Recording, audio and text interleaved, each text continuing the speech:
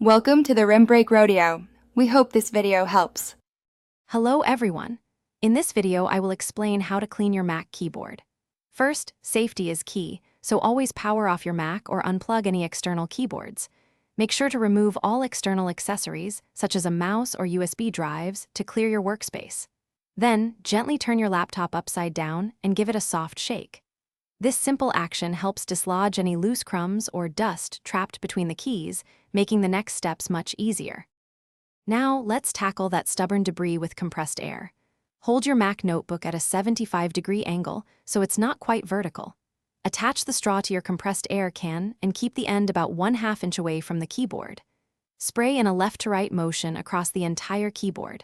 Then, rotate your Mac to its right side and repeat the left-to-right spray.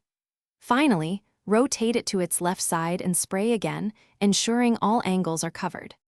For a thorough clean and disinfection, dampen a soft, lint-free cloth with 70% isopropyl alcohol. You can also use a 75% ethyl alcohol wipe or a suitable disinfectant wipe. Gently wipe the hard, non-porous surfaces of your keycaps and the surrounding keyboard area. Remember, it's crucial to avoid getting any moisture into openings. Never use harsh chemicals like bleach or hydrogen peroxide, as these can damage your Mac's finish. After cleaning, allow your keyboard to air dry completely for at least several minutes before powering on your device. To keep your keyboard pristine, make regular cleaning a habit, perhaps once every 2 weeks. Consider using a keyboard cover. It's an excellent way to protect against accidental spills and dust buildup.